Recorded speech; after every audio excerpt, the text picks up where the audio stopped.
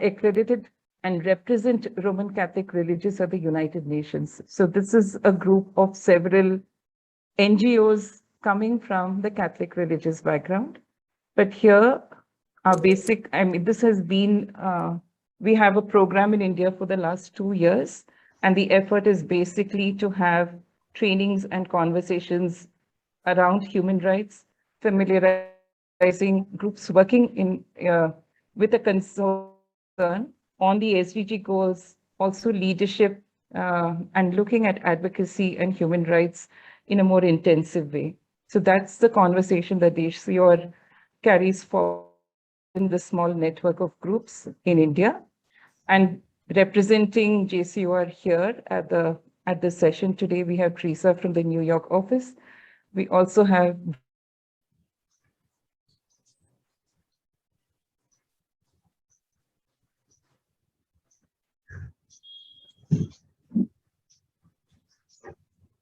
Anita, I think we lost you, or am I the only one? No, we've lost.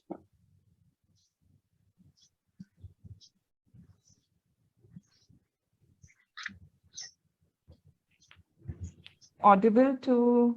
Yeah, now you're on. You're back. Okay. Where did I stop? I just introduced in 2 lines the JCOR, so I can just put it in the chat. And in the interest of time, I'll just go on. The idea here was JCOR is largely a lot of women's groups, women religious actually. And the effort here is also to try and reach out to groups who haven't had the chance to actually be part of such processes also. So this is a platform that we are trying to build, create a space for capacity building and awareness on one hand, and also support expert-driven processes that are going on, who are kind of familiar with the UPR process, where people who are interested and feel like participating will find a space to engage.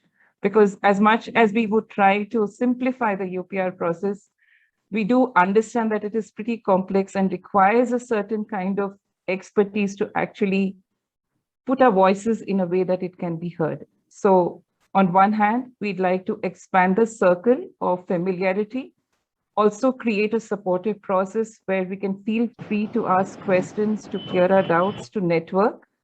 And some of these efforts and conversations hopefully will find its space in the final report that is expected next year. And some of it would actually just enrich us to do our work better. So there is no pressure on people to join the process. There's no pressure for people not to join the process. We are a mix of people who have been involved in previous reporting and those not involved, but everyone is engaged and interested. This is an open group. This is not limited to any religious platform. And so we don't look at this as a religious platform. The meetings around the UPR would be open, secular spaces with a social concern, basically. And that's the idea of this process. And just to give you a small gist about how we plan this evening, the 2 hours ahead, or maybe 1 hour, 45 minutes ahead that we have with us Henry here, who's an expert and has led the process for several decades now. And he would give us a context and kind of set us on fire like he usually does every session and every group, creating an interest and an excitement about human rights. And Inakshi, who is the convener of the working group on human rights, who has led, again, been a lead person in this whole process, would be then taking a session that is a little more detailed on the reporting process and other dynamics involved. We would then have time for discussions. We would decide at that point of time whether we would prefer to do a group discussion or a plenary, depending on the dynamics and the time we have. So that's the process that we are looking forward to. And now I hand it over to Brunel to introduce Henry and take the process forward. Yeah. Good evening, friends. Henry, doesn't require any introduction. We all know him, and but For those of you who may not know Henry very well, I'll briefly introduce him. So Henry is the co-founder of the non-profit organization People's Watch, one of the most notable human rights organizations in India. People's Watch has been researching and documenting human rights violations, as well as providing a legal representation to those affected for over 20 years. From 2006 to 2008, he was engaged in a national project along with partners in 9 states, monitoring and where they were involved in monitoring and intervening in cases of police torture. In 1997, People's Watch set up the Institute of Human Rights Education as an experiment that started in a few schools across Tamil Nadu. During the UN Decade for Human Rights Education, this program grew into one of the largest in the country, reaching out to around 5 lakh children in 18 Indian states. Henry is also the National Working Secretary of Human Rights Defenders Alert India, a national platform of human rights defenders. He represents the All India network of NGOs and individuals working with national and state human rights organizations as its working secretary. Henry was also the co-convener of the Working Group on Human Rights in India and the UN, and has coordinated and worked extensively on the Universal Periodic Review and in Cycle 1, 2, and 3. In 2016, Henry became the first Indian to receive the prestigious Human Rights Award by Amnesty International Germany. He is also the recipient of the 12th Nani A. Palkhiwala Award for Civil Liberties, awarded by Nani Palkhiwala Memorial Trust in the year 2018. And Henry very recently led this national consultation on the situation of civic spaces in India, whereby there were 4 critical themes. One is the situation of human rights defenders in the country, freedom of association and assembly, freedom of opinion and expression, and the role and response of the NHRC in India. The discussions and deliberations at these consultations is also going to be part of a larger documentation on civic spaces in India. So thank you very much, Henry, for agreeing to come today and discuss with us about the UPR and what role can say faith-based organizations and civil society play in this entire process, especially those involved in social justice and human rights work. Thank you.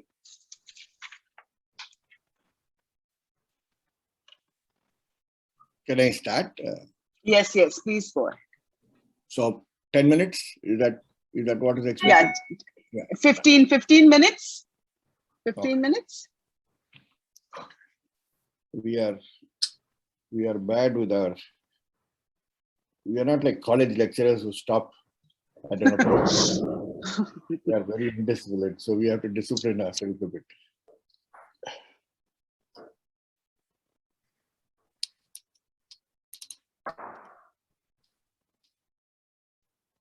Yeah, good evening, friends. Nice to be in your midst this evening.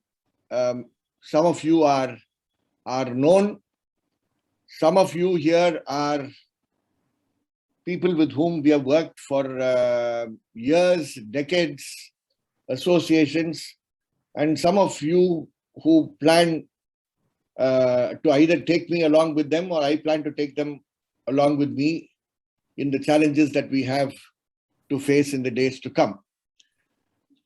Good to see that Catholic religious in India have decided to engage with the UPR process.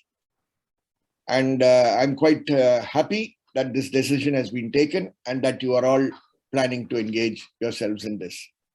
when introducing me, there were some references made to a program of human rights education. Palli may be sitting very far away from us these days, but he is very close to us in heart. And as well, Inakshi, who have all been part and parcel of that program of teaching human rights education in schools. Many things were spoken about me, which are not very relevant. The most relevant introduction to me would be that I am under an FCRA suspension since 2012, with a suspension which was a serial suspension of 3 suspensions in an order. All of you might be only reading the 2020 FCRA Amendment Act, which talks about the FCRA suspensions which can be repeated for a second term. But I had the privilege of having 3 suspensions in a row in 2013. And that too, starting at the hands of somebody who spoke about liberty in this country, Mr. P. Chidambaram. So, you know, we are a generation which started our attack, our FCRA attack from the earlier government, just to show that most. Hello? Lanka tevado ice cream eppudu ostadi? Would kindly Mute everyone request. but the speaker. Yeah. Okay. This happens, no problem. The only thing is we get distracted. So that I think is most important. And one of the reason for saying so is not to say that my bank accounts are still closed. It is 2,500 days of closure so far. It was 2,503 or 504 days. Every day my finance people give me the dates. But what is most important is that one of the accusations in court was not that I engaged with the UPR, but in a way saying that I was engaging with embassies. And the only reason we were engaging with embassies, whether it was me or anybody else, was always in relation to the UPR. So the first message I wanted to pass to each one of you is, while congratulating you, to tell you that you are engaging with a process which the government takes seriously. And therefore, there is nothing that you should need to fear, but only be sure that you have pinned yourselves on a process that the government is sensitive about. Because in the Supreme Court, in my case, they say that one of the reasons is that I report to the special rapporteurs, and 2, that I visit the embassies, or at least I communicate to the embassies. These are the crimes that I'm supposed to have committed, which forced them to withdraw my FCRA certificate twice. Now, UPR is a very interesting process. I'm not going to get into what the UPR is because that is not my mandate, but I'm only going to tell you that it is a very interesting process. And you all belong to the Catholic Church, which today has to do nothing but resolve that after Stan's institutional murder in the Taloja jail on 5th of July, I don't think any more members of the Catholic religious and the laity in India can ever sit back, calm, and say there will be somebody else from the social ministry who will engage, and this is not our engagement.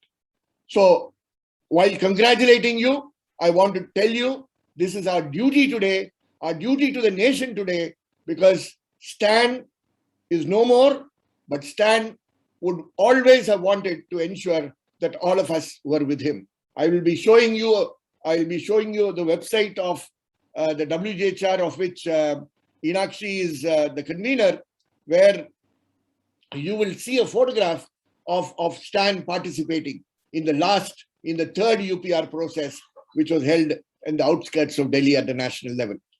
The UPR is very interesting because this is a process which is supposed to bring together a variety of actors. And I recall, I've had the privilege, and I really say it was a privilege, in 2008, in 2017, and in 2012 and 17 to be engaged with the UPR at different levels. And interestingly, all the levels in India, there are different levels in which you can get engaged. It's important to be in different places. I chose to be in India and I loved being in India.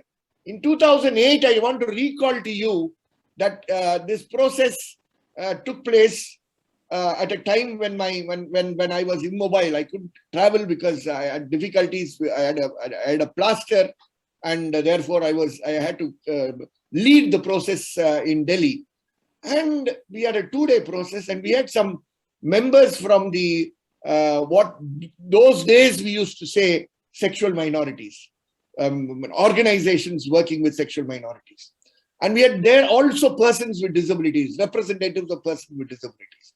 And at the end of the program, I was left with tears in my eyes because this sister from the sexual minority group came up to me and said in a one-to-one conversation, which was very moving, saying she never understood how all these years people in the human rights movement could never think them to be equal to us.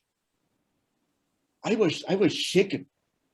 So this is the first thing that the UPR does, treats all engagements in human rights equally. My good critic, Inakshi, is here, who will always say, yes, yes, yes, Henry. But then still children are the last. And it is people like Inakshi and people who work with persons with disabilities and people who work with different categories who continue to challenge us. And UPR is the process through which everybody engaged in all human rights for all persons are treated equally, horizontally. There is no hierarchical basis on which human rights are lined up. And therefore, persons working with women, persons working with children, persons working on education, persons working on torture, persons working on disappearance, person working on displacement, people working on environment, people working on hunger issues. All of us are equal. All of us are equal. UPR equalizes first and brings together a variety of actors. And therefore, congratulations to all of you for having said, we will be part of the UPR. Now, there are different ways of being part of the UPR, but the first decision is that you want to be part of the UPR. You might be teaching in a college. You might be heading a department. You might be a formation head in a congregation. You might be a provincial of a congregation. I'm not bothered. We are all equal. For many people in different congregations, this itself is a revolution. That you are equal to your provincial, you are equal to your gender, because that is not usually done. Palli is having his wonderful laughter from there. Because it doesn't exist. It doesn't happen in our congregation. It just doesn't happen. So this is the equality that UPR brings in. And that equality we will all be enjoying while being part of this process. Now, we have had 3 rounds of UPR.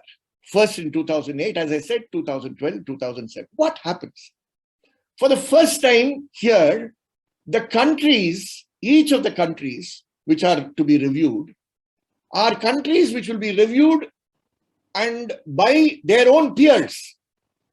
So when it was proposed because they always felt, the state parties to the UN always felt that there were experts who were interfering, who were giving expert advice, and nobody was respecting the capacity of the state parties to be able to uphold human rights and look at human rights in a critical manner. And therefore, they came with this proposal of a UPR where they themselves would be reviewing themselves by their peer groups. Little did one know that you and I as civil society representatives would have so much opportunity to intervene. We didn't know that. I remember in 2008, we did not even know what we were supposed to do. We were learning by doing, because we were the opening batsmen in 2008 when the process started, and we were the 6th or 8th country to be reviewed. So which means when we were preparing the report, there were no examples that we had to follow. So we had to learn everything by sending emails and getting responses, etc. But What happened in this process of the UPR is that different groups come together, discuss the situation in the country together. That is, and a report comes out of it, which is known as a stakeholders report. But there is also a report from the government which is prepared, with the state party that is prepared.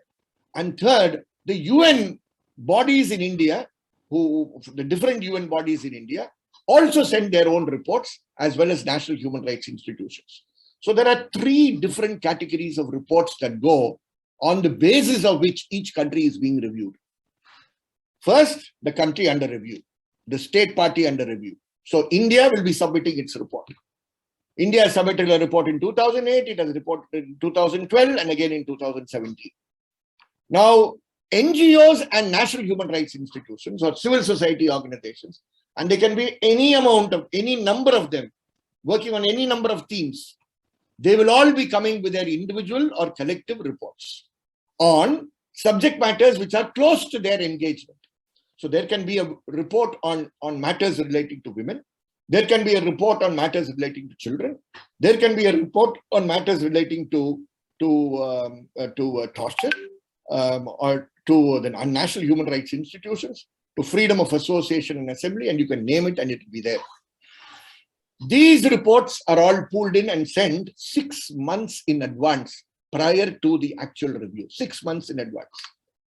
And the third is a category of people in this country who work here, work with many of us, but very rarely contribute. And these are the UN bodies, and I'm quite plain about it, even if it is the UNICEF or the UNDP or the UN Women, very rarely do they formally send their reports.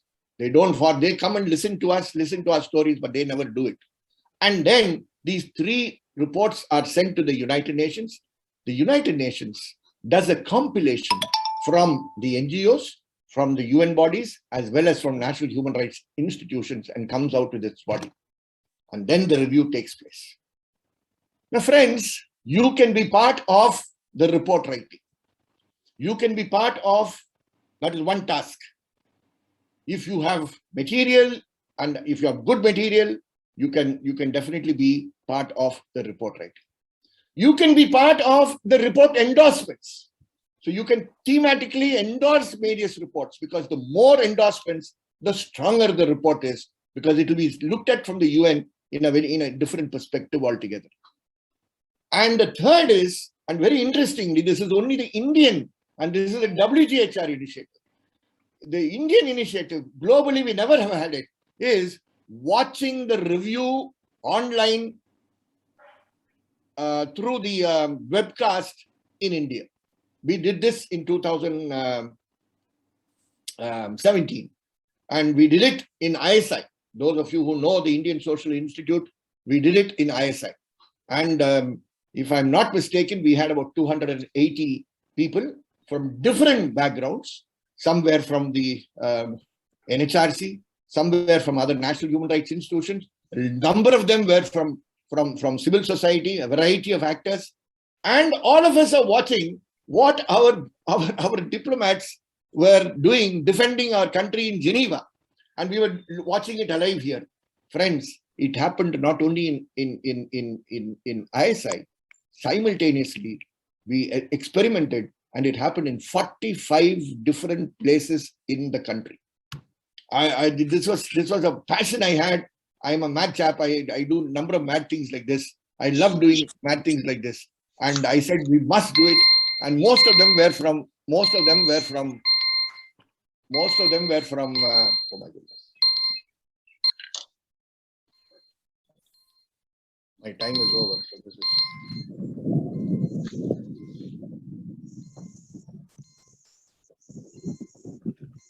So we had these actual sessions going on, and one of the sessions which I want to express to you about is what took place in one place called Palayankote, where the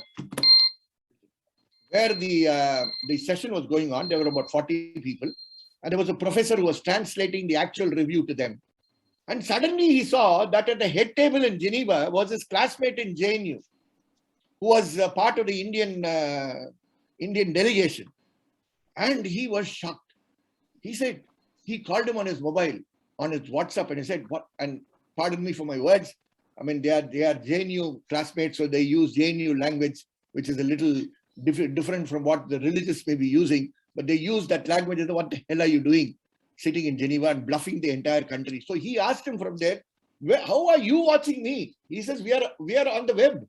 And I'm sitting with 40 people to whom I'm translating what you're saying and the nonsense and the bullshit that you're doing there. So here is an opportunity not only to contribute to the report, not only to endorse the report, but also to watch. At least the minimum you can do is watch. Palli, just imagine if every Catholic congregation in this country, I'm not talking about Salesians, Palli, not only the Salesians, but everybody together. If each of the congregations who are your members, you can all sit together in your communities and decide that for the 3.5 hours when the review takes place, you'll be watching it. You will really be shocked to see how badly our country is being defended versus truth in these sessions. That is one challenge I'm giving you. Once we were done with that, Brennan, I'm going to wind up. Once we were done with that, was the plenary session which came 6 months later. So I said, 6 months later, we have got time, we should do our homework better. So Inakshi will remember, WJHR went to the CBCI. And I'm using these examples because they bring the experiment closer to you. And I start with the Secretary General of the CBCI along with Meha, who used to function as our secretary then. And the CBCI has 174 dioceses. And each diocese has almost 18 commissions, correct? Now you multiply, I said every commission has 20 members. I said every commission in these 174 dioceses should be watching the UPR plenary session. Now, if the Catholic Church was going to listen to me, we would have had change much earlier. So, but the good news is that many of them attempted. And we had 450 different organizations across the country who watched. So here is a chance that this platform is providing to you, not only to prepare a report, not only to do a review, but also watch the plenaries. And it is a very, very exciting work for those who are in the field. You can limit yourself to the area of your concern or where you want to offer solidarity. Your faith, your expression of faith is to be part and parcel of a process that is undertaken in this country, not only at the national level, but also at the international level. And most of you belong to international congregations. And if you truly are international, here is a chance for your Catholic internationalism. Show your internationalism through engaging with the UPR process. Now, don't get scared. Many people are bothered about their FCRAs immediately. You don't need to put your congregation's name anywhere. You can be in different platforms and still be able to contribute to this process. Doing so is being a living Christ yourselves. This is how you live as Christ. It is not in the chapels in the morning at 6 o'clock or your evening prayers at 7 o'clock that matter. It is engaging with a variety of actors who may be spending greater time than you in other matters, but showing them solidarity by being party to the UPR process. This is what is the call of the hour. And I hope Stan's, in memory of Stan, your organization would do this in a big way. And I can only assure you, it will be my greatest pleasure to walk the talk along with you at every level and do whatever you require us to do. Thank you. Thank you, Henry, for that very, very powerful message to all of us. And I think the first the most important takeaway from me was that it is part of our gospel mandate to engage with issues of human rights and social justice, both nationally and internationally, and to take on whatever space is available, both nationally and internationally, for advocacy, for rights-based work, and the UPR is one such process. And you also mentioned about how enriching this process becomes because you get to engage with so many fellow travelers. Okay, and it's a very, very leveling space to be, and an equalizing space to be. And so I will not, take any more time. I just want to keep the floor open for any questions or clarifications that the members present here may have. We can spend about 5 minutes before we go to Inakshi. So friends, if you have any question or clarification for Henry, please go ahead.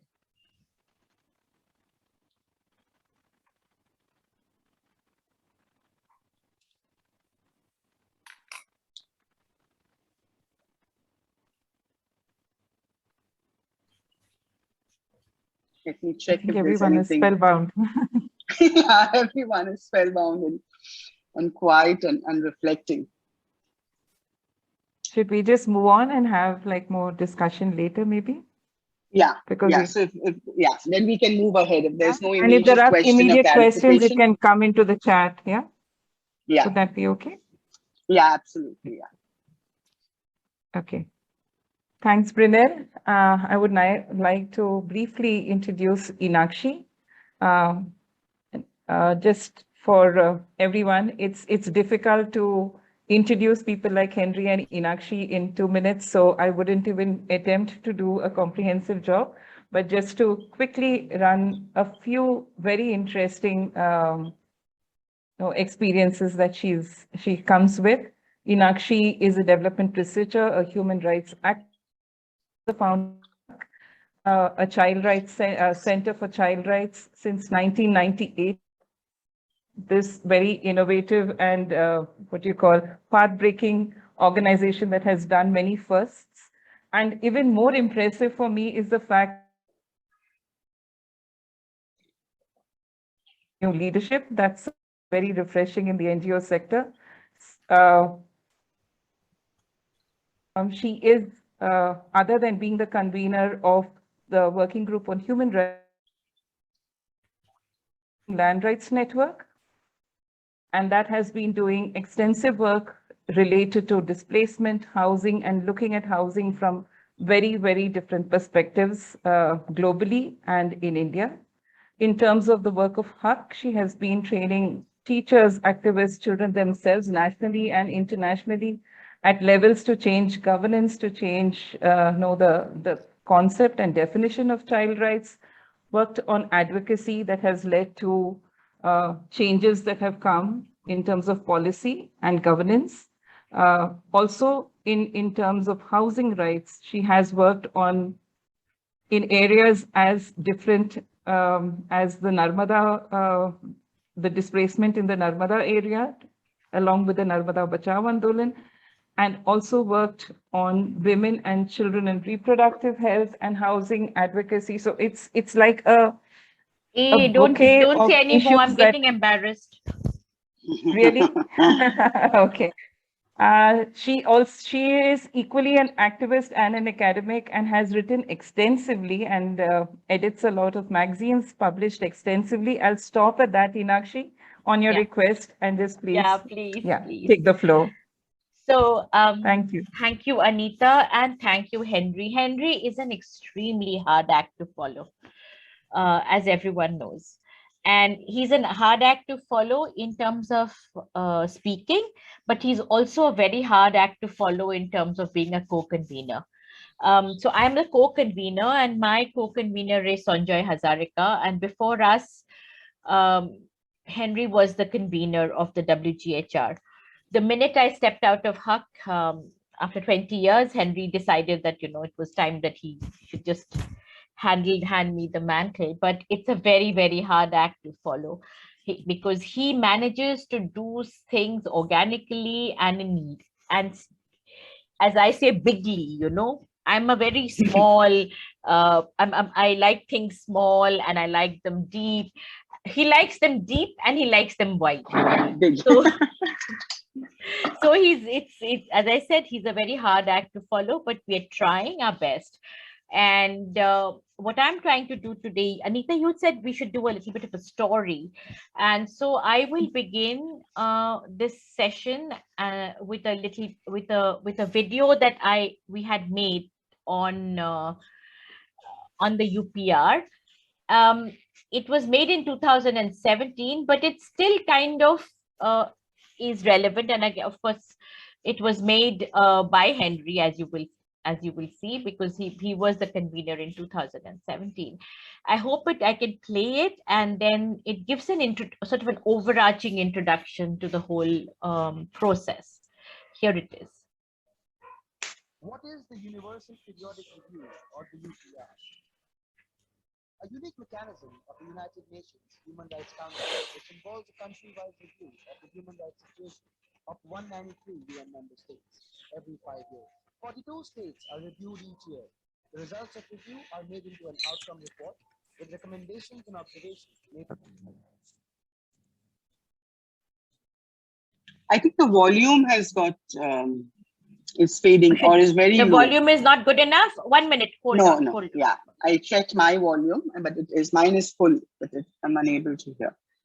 Okay. And maybe you're not sharing your sound yet, Inakshi. If you could adjust that in your screen sharing settings, that might help. What should I do?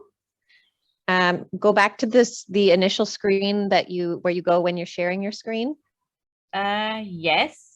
There's a small checkbox in the bottom left corner that says share sound. Boop, boop, boop, boop. In the screen share itself. Or the UPR. Yes. Can you hear?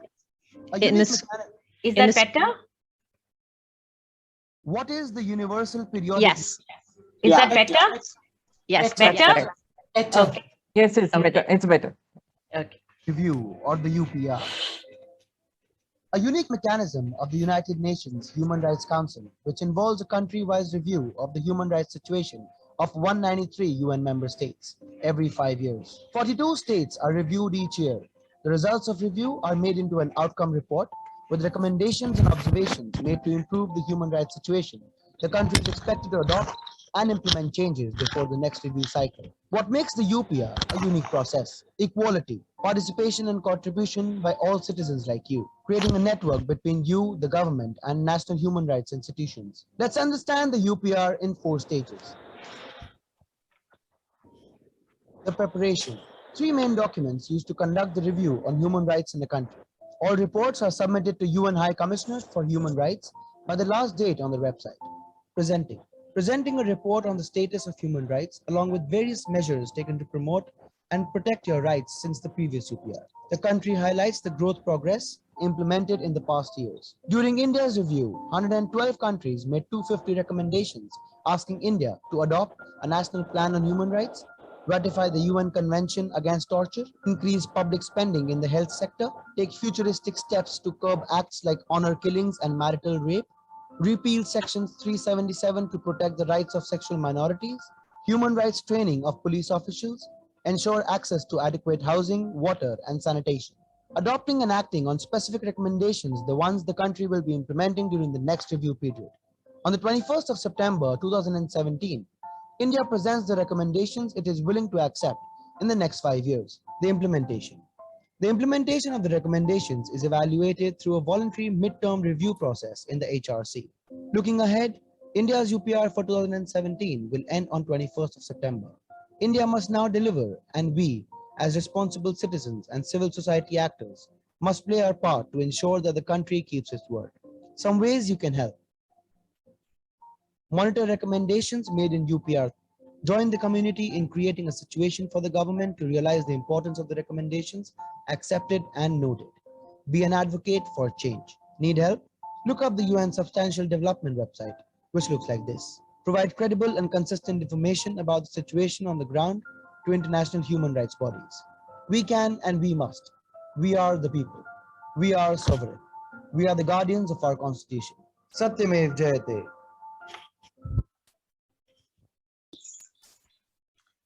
Okay. I hope that was sort of better, right? Yeah, it was much Yeah. better. Okay. It So, was. And I've also put the link What is in the chat. okay, thank you. I did try to put it too, but anyway.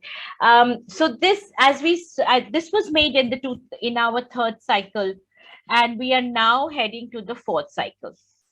And that's why we are here to, as Henry mentioned, we are now preparing for the fourth cycle of our UPR. The first cycle, as you know, the first cycle was from 2008 to 2011, 2012 to 2016, 2017 to 2021. So we will be presenting our fourth report. Some of it was already discussed.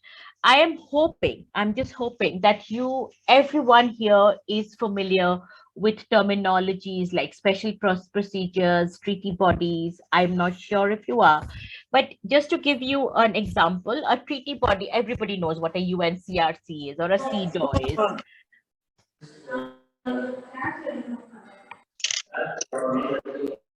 Lisa, can you mute the rest? Please go on, Ina. Yeah. So these are called treaties. They are like the UN conventions or the covenants or the Convention on Economic, Cultural, Social Rights, the Civil and Political Rights. All of these, for those who are not familiar, are called treaties.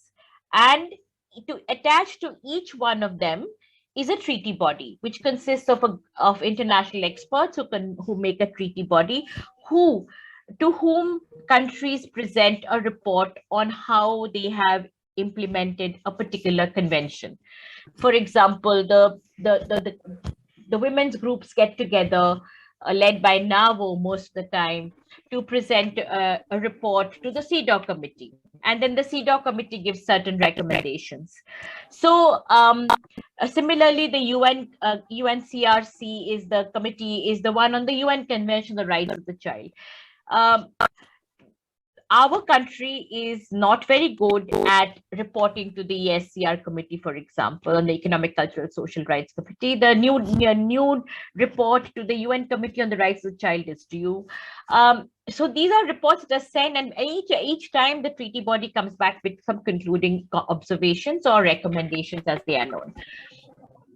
Special procedures are special rapporteurs. If you go onto the UN site, you will find a number of special rapporteurs who are appointed, and they're almost all internationally appointed. And they are, there is one on housing, there's one on torture, there's one on trafficking, one is on sale and pornography. There is somebody who's, I'm echoing somebody else's mic. So it would, Anita, can you hear me? Yeah, I can hear you, Inakshi. But can everyone please mute? Because I seem to be hearing myself on somebody else's mic. Just a minute. Anita, everyone is on. Yeah, I think it's yeah. Okay, thank you very much. So the other instrument is the UN Sustainable Development Goals, which everyone is, of course, familiar with. So all of these together, plus the national mechanisms, constitutional provisions, the laws that we have, all of them together, it makes the basket of state human rights obligations. And that is what is being reviewed by the UPR as part of the and as Henry pointed out, the most interesting thing about the UPR is the fact that there is no, unlike the treaty bodies where there is a bunch of experts who sit in a review, this is a peer review. So Guatemala is reviewing India just as much America, USA is, or Russia is, or China is, or Kiribati can be reviewing India and giving a recommendation. Similarly, India can be doing that to China or the US. So it's just like all rights are equal in the review process, all countries are equal in the review process. And this is an important aspect of the UPR, because no country can then say that it was a political vendetta, or it was somebody was just being all the rich North countries have got together and are reviewing us poor South countries, because Congo can be making a comment on India, or India could be making a comment, as I said, on China or Australia. So if you go to the WGHR site, you will find the UPR1 and UPR2 recommendations, and you will also find the UPR3 recommendations. You will also find fact sheets that have been developed, and you will also find a copy of the stakeholders report. It's an interesting resource to go to, and I've put down the website at the bottom. Please do find the time to visit it. So as Henry said, I'll just sort of quickly run you through it. There's a national process. Then there's a review of the UPR in the working group. Post-written session written views are shared. Then there is a consideration and adoption of the outcome at the plenary. And as Henry explained, there are 2 sessions. We were watching the 2 sessions, the pre-session and the final session at the General Assembly. And then there is a follow-up to the review. So this is really the cycle that is followed within the UPR. And we are at this point of time, as I speak to you and Henry speaks to you, we are in the national process. And we're trying to engage with as many of you as possible to be part of a national process. The basis of the Universal Periodic Review is the Charter of the United Nations. It is the Universal Declaration. It is the human rights instruments to which a state is or a country is party to. It is the voluntary pledges and the commitments made by the states and applicable international humanitarian law. As Henry pointed out, it is based on universality. All states are examined. There is universal coverage. All human rights are reviewed. And it is understood that human rights are interdependent, indivisible, and interrelated. The period is one of 4 years, and all equal treatment to all states, as I mentioned. So this is how it is: a government report, stakeholders report, summary, UN compilation. Now, submissions, this is where the challenge is. We are saying we must do the whole country must engage in the Universal Periodic Review process. But the tragedy is that when we finally send our report, we can only send a report that is 20 pages as a national report. 20 pages is never, and it has to be 10,700 words. That's a national report. Our submissions have to be 10 pages, 5 to 10 pages. So this is where people say, then why should we engage? They ask this question often. If it's going to be such a small report that we are going to put together, why should we engage? But Henry keeps reminding us this, and I want to reiterate it, that the UPR gives us an occasion to talk about human rights. It gives us an occasion to talk to each other. It gives us an occasion to talk to across sectors, across issues, across rights. It gives us an occasion to get to know the UN process and put together a status report on human rights in India and examine it and talk and put it out. So what we put to the UN and what finally goes as a submission may only be 10 pages, but the process through which this 10 pages is distilled is so important. That is the reason we get so excited every time about the UPR process and talk to everyone, and we engage with everyone and try to involve everyone.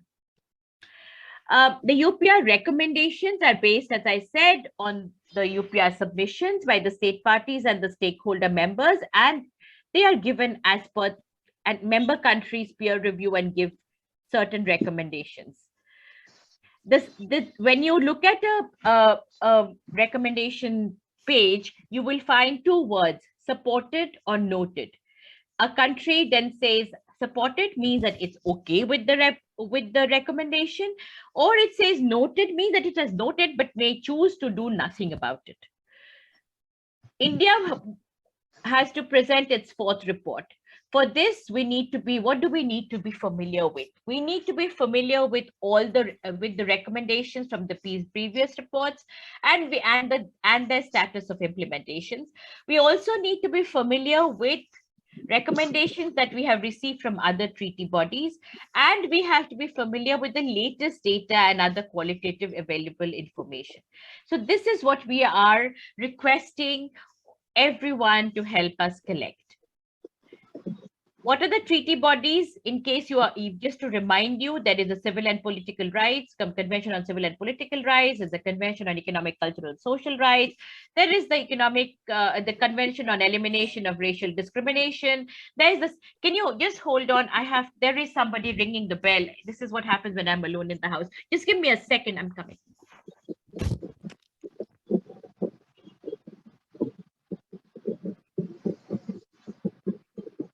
Just taking this moment, as Inakshi is not here, to request everyone if they would like to add a one-line I'm so introduction sorry. in the I'm chat back. box. I'm back. Thank you, I'm back. Inakshi. Yeah. Okay.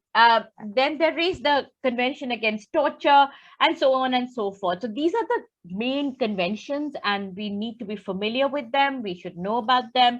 We should try and familiarize with the text of and the articles, because they actually they're overarching. We cannot say that a child is not going to be impacted by the recommendations that is coming from the Civil and Political Rights, or the Economic, Cultural, Social Rights, or the Third Committee, or the CEDAW Committee. Similarly, women's rights are also spread across all of these conventions. So we need to be familiarizing with the conventions, try and look them up, see how they intersect with the national our constitutional provisions, and you'll find that they do. If you, I do not know how familiar you are with the process of ratification of a convention. A ratification of a convention is when a country accepts a convention. And there are two ways of doing that. One is the way India does it, which means that India ratifies a convention if it is in harmony with its national law, and if it's in harmony with its national law, and it accepts in principle what the convention is saying, and then ratifies it and then incorporates it into its national law. Or there is the way in which the USA does it, which means that the minute it ratifies a treaty, it automatically becomes part of the national law. And that is why you will find that the USA does not ratify a lot of the treaties, including the UNCRC, because it would become automatically part of its national law, and there are provisions within it which they do not agree. So that's the treaty bodies. The timeline, as we know, is that our fourth report is the submission of it is by March of this year, for March of 2022. I cannot believe that we are already into ending on 2021. By March of 2022, we should have submitted our fourth report, and therefore we are now speeding it all up. So what happens to them? We do in our UPR3 report, we received 249 recommendations on diverse subjects. Indian government supported 153, and the rest it noted. So these are the 249 recommendations that form the landscape of what we are going to be following up on and monitoring as we move forward to writing our report. So this is what it looks like, the recommendations. You will see this is the first of the 43 pages of thematic recommendations for the third cycle and the 27th. So there is a recommendation, then it tells you which country. For example, here it says Bulgaria. Then it tells you what the position is, whether the Indian government is accepting, is supporting or noting. Then it tells you the full list of themes. So this is what it looks like, and it's available on the, if any one of you is interested, we will send it to you over the email, or otherwise you can go on to the OHCHR site and you will find it there. So let me take you a few examples. For example, on Dalit and tribal rights, there were 15 recommendations that were specific to the promotion of SC/ST rights. Of these, the government of India supported 11 recommendations and noted 4 of them. On child rights, there were 73 recommendations made on, again, a range of issues, and the government of India accepted 59 and noted 14. This is a kind of a chart that we often make on how our recommendations are made. So if you notice, this is just to give you an example of how we do it. At the WTHR, we take the children's rights, the issues that are covered under the children's rights issues. Then what was in the recommendations in UPR 2, how many recommendations were there on UPR 3, how many were accepted, how many were not accepted, meaning it was noted, and the status of the recommendations. On rights of women, there were 51 recommendations that were made by different countries. Government of India accepted 27 and noted the rest. On human rights defenders, so we have just pulled out a few like this. On 6 recommendations on human rights defenders, none of them were accepted. Like Henry was talking, I think Henry mentioned it, if I'm not mistaken, but that human rights, there were only 6 recommendations, and yet the government of India did not accept even one. On right to health, there were 2 recommendations, both were supported. On right to food, there were 3, and both were 3, all of them were supported, and water and sanitation, and so on and so forth. So this is how we actually tabulate the recommendations. On gender equality, on women, we make a table, and it's again available on our website, and I'm showing you these because these are the resources available for you to look at. We take out on each sector, the WGHR members, we pull out the recommendation, the country, and the status, and we make these kind of a compilation, so that people who want to use it for their UPR work are able to get it in a concise form, for further discussion and for also for their monitoring purposes. So this is how we have done it, and because a lot of as Anita told me that a lot of you are working on women's rights, I decided to pull out the one on women for you to look at in a more detailed manner. So we've divided the women's rights on recommendations that within that, on gender equality, on CEDAW ratification or CEDAW implementation, violence against women, etc. So these are, this is on women. There is a midterm report that sometimes people submit. Government of India, for the first time, or rather the NHRC, the National Human Rights Commission, for the first time has submitted a midterm report in May 2020. Now, whether this midterm report is actually a review of the UPR or review of the human rights condition in this country, or simply representing the government of India as against being a statutory body, is something that each one of you must read it to understand. We, of course, had our own comments, which we sent to the NHRC, and these are our comments.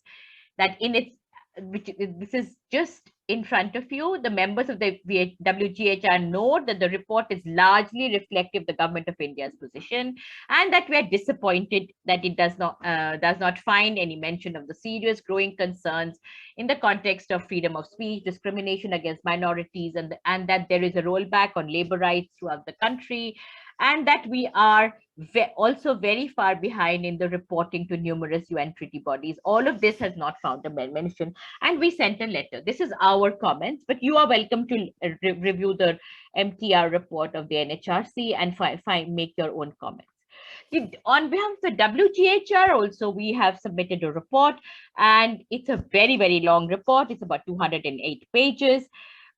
And these are the subjects that we have covered so far: Dalit rights, child rights, women and gender minorities, human rights defenders, right to health, food, water, sanitation, housing and land rights, labor rights, right to education, freedom of religion and minority rights, access to justice, freedom from torture and ill treatment, militarization and enforced disappearances, international obligations, and cooperation with the UN human rights mechanisms.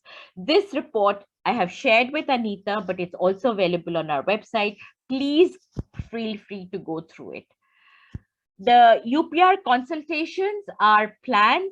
The regional consultations is planned from Monday 15th to Monday, November 15th, very soon, next week. And that's in Delhi. And we're trying to do it in a hybrid mode. The one in South is 22nd to November 24th, and this is being coordinated by Henry and People's Watch and others. Please feel free to ask to join. Many of you have already done that, and we will join you in. And the East and Northeast consultations are from 29th November to December 1st.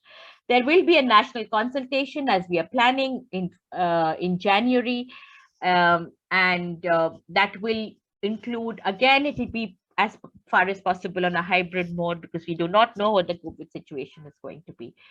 For more information about us, please feel free to visit the WGHR website, or if you want to know more about the UPR info, please visit, know more about UPR process and about other countries, how they are presenting their UPR reports. Please feel free to go to the UPR info site. Thank you.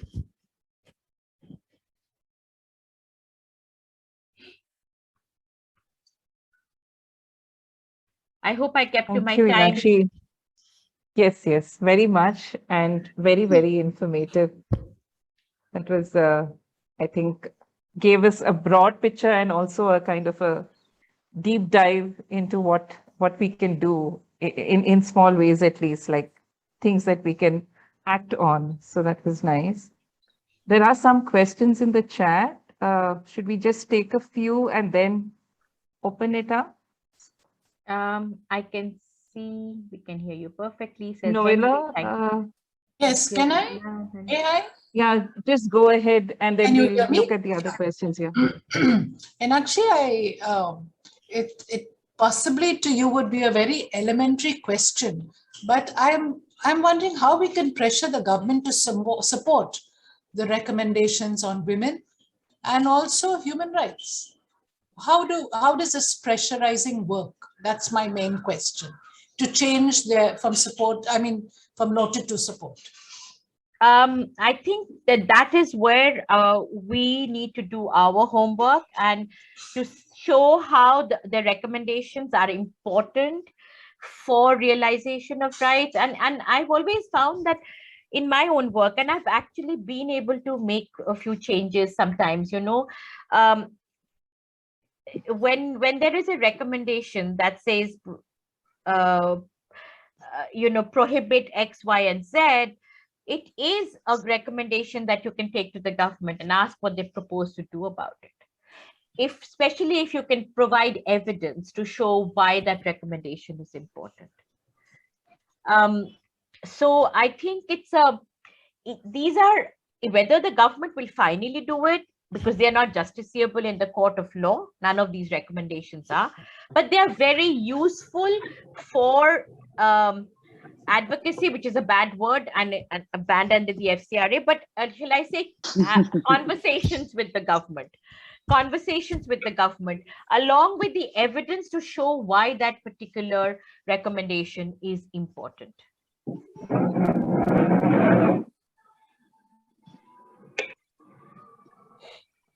And usually, Nice. if a government is saying noted, it is because there is either because it is afraid that there is no law or a legislation to support that particular recommendation, or because it does not wish to take that a stand on that particular issue. So we need to find out why it has not taken a stand on that issue. Sometimes that homework is also very important. Henry, if there is anything more you want to add? Henry Yeah, is is a bigger guru than I am on this. No. One thing that specifically to Noela's question is there is a modus operandi being followed by our government of contracting its state party report to a university, and they have been consistent in this. Luckily, not this. No, I was I was laughing also because they did it exactly with the right to health bill right now. They gave it to Jindal. So you have it happens to be the NLUD, and there are interesting things in that process. What happened was when Babu Matthew was in NLUD, WJHR had the opportunity of the official bill going from NLUD campus and the citizens report also going from NLUD campus because Babu was there, and we got the same campus to have our program. This is the lighter side of life. But presently, with Krishna Dev in command, most probably we expect there was already one contract which went there, and all of us we since many people here know KD Rao very well. KD Rao ensured that civil society was well represented, and all the critical views that were presented were taken forward. Now, in the UPR, definitely KD Rao will I'm sure, be approached once again. And at that time, it is our duty as organizations who are there, who are invited, first to tell KD Rao, this is not one meeting across the country to prepare the country report of India is not sufficient. So please have it in different regions. That we should pressurize. But two is to do exactly what the question was. What are the difficulties you faced in implementing the points that you had accepted? That I think this pressure has to go from, not that anybody is going to answer, but the fact that people across the country are going to ask these questions will definitely put a lot of pressure. Two. Third way of putting pressure, and I'm saying this because all of you are, or at least many of you have international connections as congregations, not the individuals here, but the congregation members. You can all put pressure in your respective countries of origin. So the congregations which have their mother house in France, those who have their mother house in Belgium, those who have their mother house in Spain, these are different operations. We have to be a little creative in all this. Now put pressure on those people to go to their embassies there, their ministries there, and say, in India, these are issues that you should be able to raise with the government during the UPR.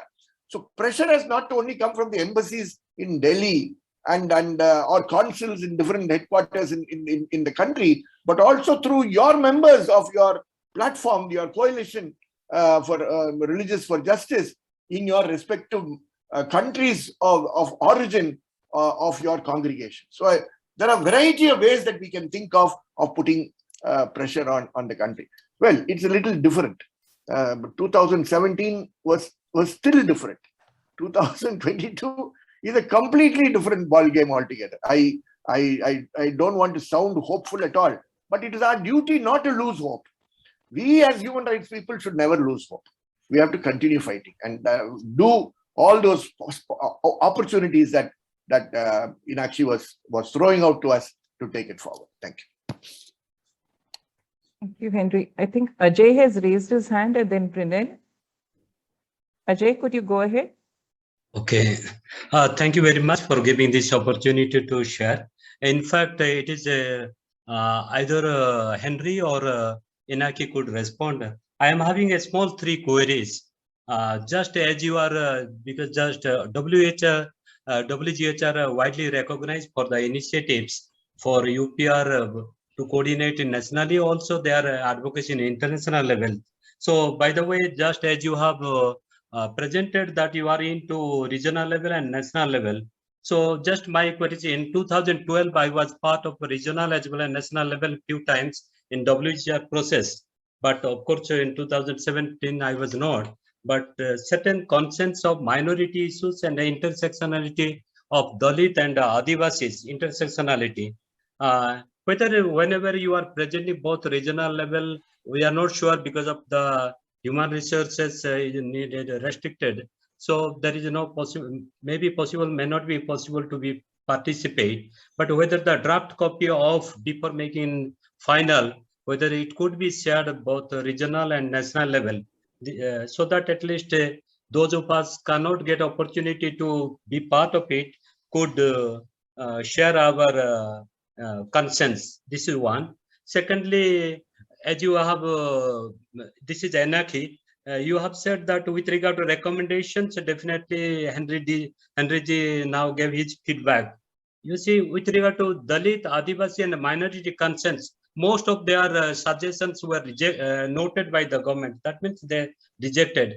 What could be the strategy we should have now so that again we can go back in the UPR to make the government to relook into it? And third, this is another one. You see, basically WGHR, I was involved in international advocacy in Geneva level, both in 2012 and 2017. Whether WGHR could also play a little coordinating role so that the India concerns at least being coordinated in, or at least in know-how, so that our side events are not done in isolations. Definitely. Thank you. Thank you very much. All of your feedback is very, very duly noted. And definitely we will make sure that I'm surprised you were not part of the discussions, because Henry, wasn't Dhirendra involved last time also?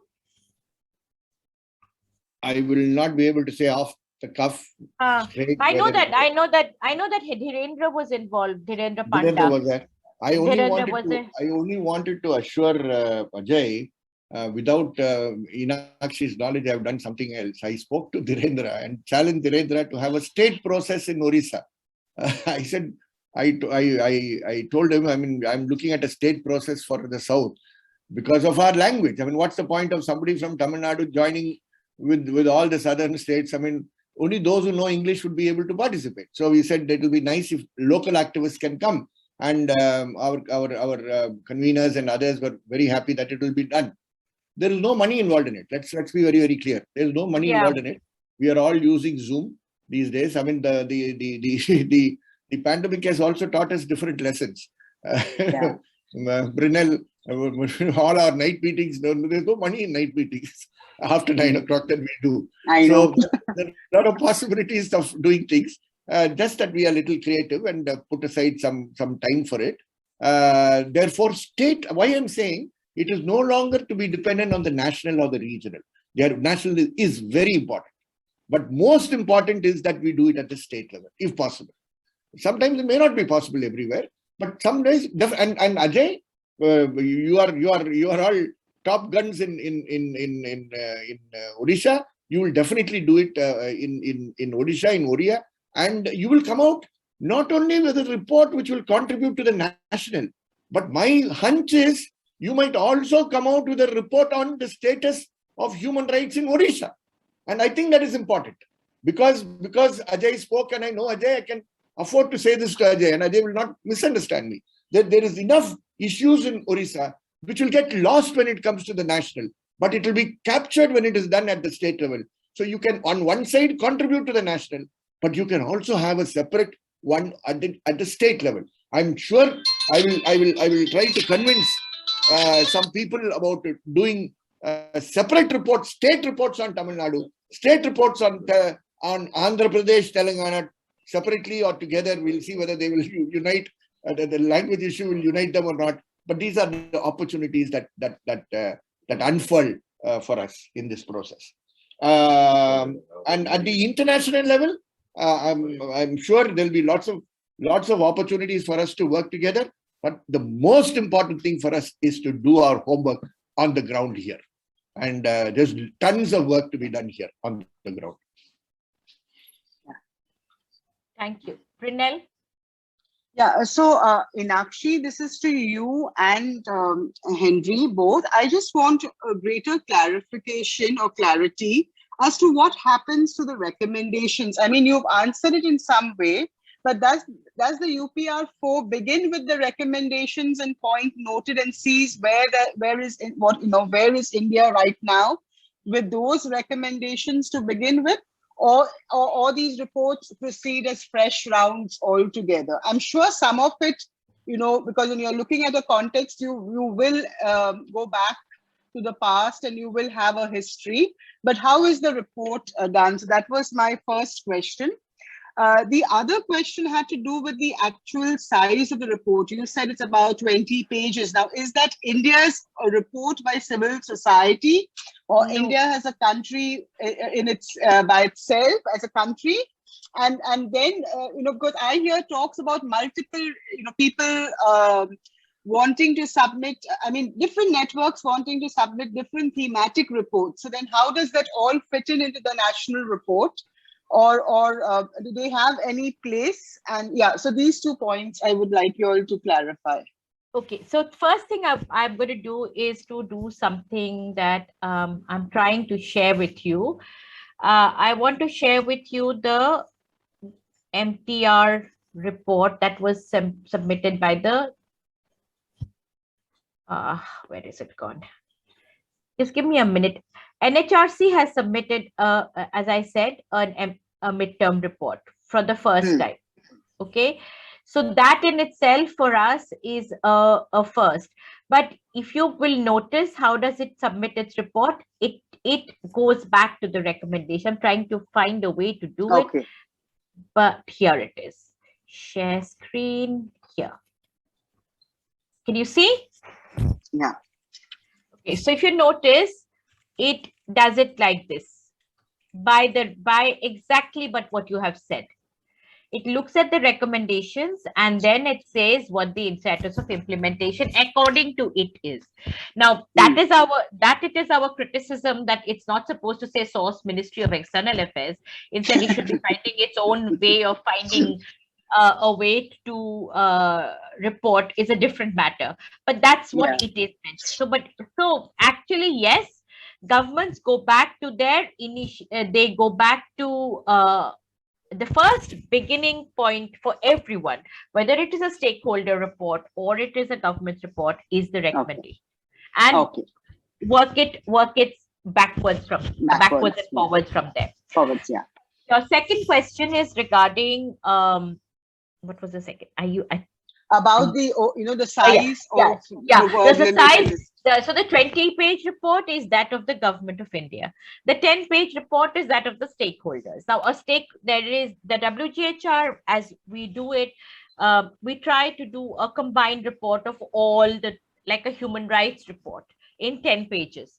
So most often that's what I had tried to show you, the fact sheets. What we try and do is condense everybody's work into a fact sheet, like one single fact sheet, so that we can, but there is nothing to stop people from doing their own 10-page report, which supplements the fact sheet that we put together.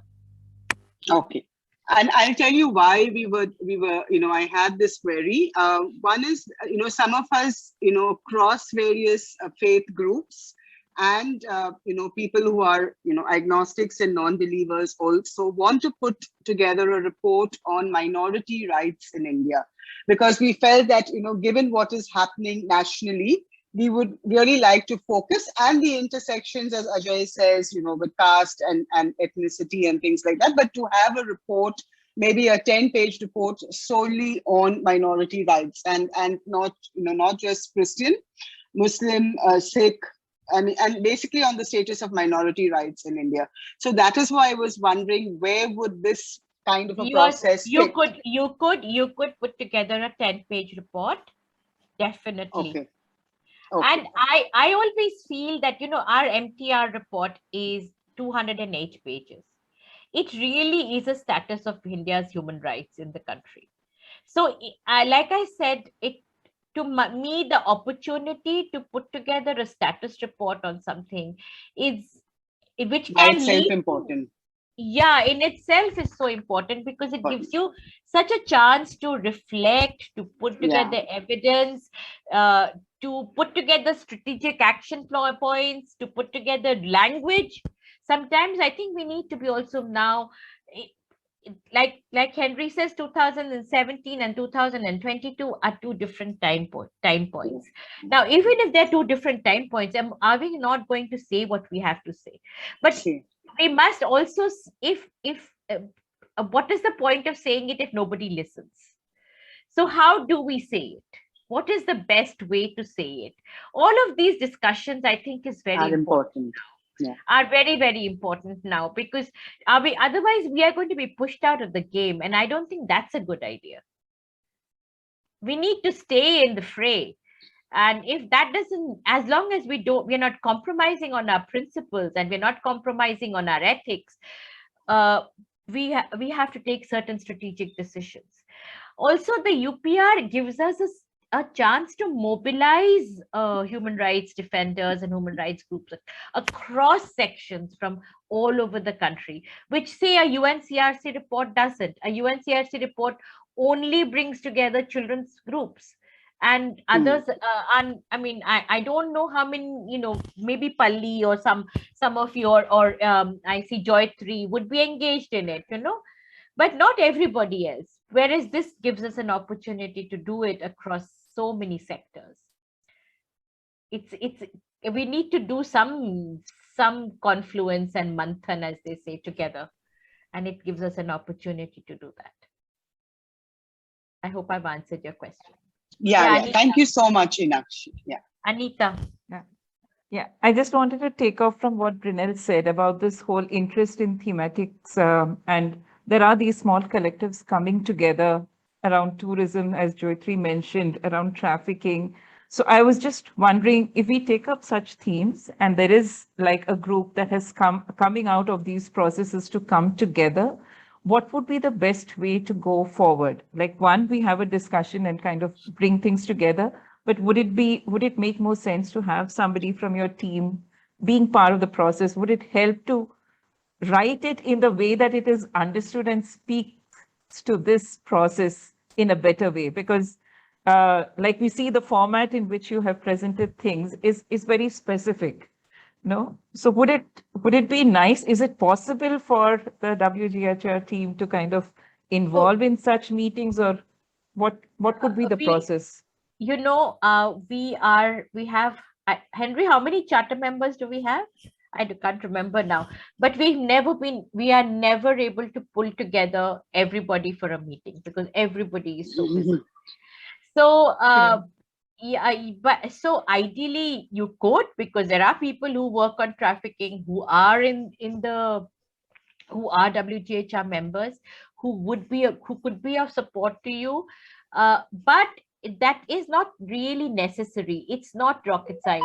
Once you have figured out what you want to say, it's only a matter of presentation. And there is no specific way of presentation. The only reason we do it is because we want to keep our page numbers.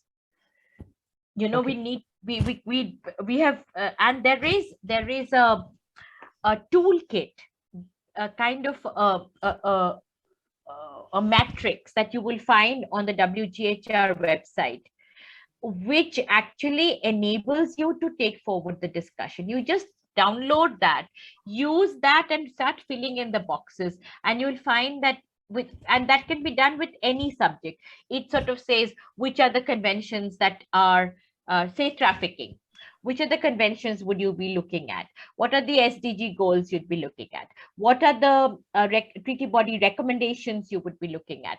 What are the laws and policies in the country that you would be looking at? What are the programs that exist on the ground that you would be looking at? Once you list all of those down and then look at the status of implementation little by little, you actually have a full picture in front of you. So you could try that, and if not, we're always there to just pick up the phone and call. Okay. Because we just were thinking that we would be kind of a supportive thing. People in this group, there are many who have experience and who have been part of the process. but to open it out and then have this kind of accompanying process so that we don't have many parallel processes, find synergies where we can come together, but yeah, language area thematics would be important places to converge. So that was the I think concern. Henry you? wants to say something because he's I only wanted to say, in response to the question raised, this year, at least at this UPR, I anticipate there are going to be a lot of people who are interested. And therefore, maybe every time WJHR could have on its website whatever information we receive about reports that are underway, and if people agree to let others know that such a process is open at some stage, maybe not at the consultation stage, but at least at the endorsement stage, something like that, then your members could feel free to join such processes which are close to their competence, areas of competence or areas of engagement, and participate with different groups. So this should be possible, and I think WJHR Secretariat can consider putting a small box there where all these information can be made available, and the website is an open place where people can come and see and go. Two, what WJHR has established for itself now. The first UPR was a coalition of a few of us who initiated that process and then handed over that process to WJHR in the second UPR, and the third UPR was done by initiated by WJHR. Now, this doesn't mean WJHR has any right over all the things in the country. I mean, that you should make it very, very clear. The strategy there is that WJHR tries to look for different human rights concerns and give some visibility to a variety of concerns and put the detailed report in the footnote. Now, the report is, we have also words, no? We have word limits. So the word limit is 5,350. But there is no word limit for footnotes. So if Palli is doing something on children, I'm using Palli's favorite now. He has to give up these favorites and do other things now.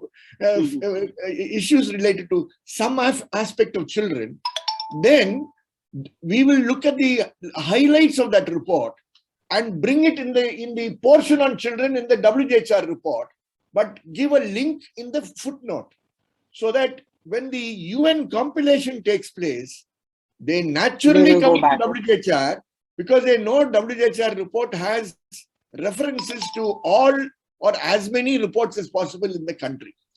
So, for example, for me, in the third UPR,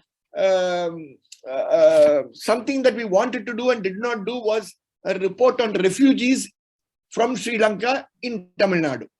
There was a demand in the state, but just because, as always, we have too many things in our plate, we did not do it properly. Now, this year we want to do it properly. So definitely from Tamil Nadu, there will be a small group of people who look at the refugee issue from different perspectives and put together a report. Now, we will definitely send it to WJHR because we will gain by WJHR having a 3-line or a 5-liner on Tamil refugees from Sri Lanka, because they will then refer to our report. And when the consolidation is being done by the Office of the High Commission on India and preparing their 5,300 words, they will rely a lot on this consolidated report. But the consolidated report is not a monopoly. The consolidated report is to give visibility to a variety of issues across the country. So I always used to say there are some priests and nuns who do excellent work on widows, but we have never had a report on widows. I don't want to name congregations here, but I know people who have done excellent work on widows and also connected with people like Mohini Giri with their work on widows. But we never had a report on widows. And it is so important to have a report on widows. So all these people who work on widows, I always used to say, why don't you do a report and get together a few people and bring this report together, because that is important. So I think it is important for us to ensure that you contribute to the general, but do your homework with as many collectives as possible on the themes of your interest. Both are important.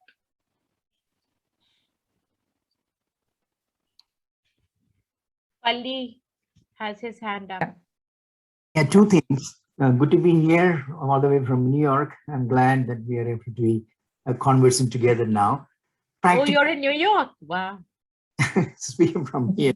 So two things. One, last time in the UPR pre-process, I had the privilege of, sort of coordinating the southern part, especially Hyderabad, Telangana and Andhra together at that time. And I see Varghese also is here.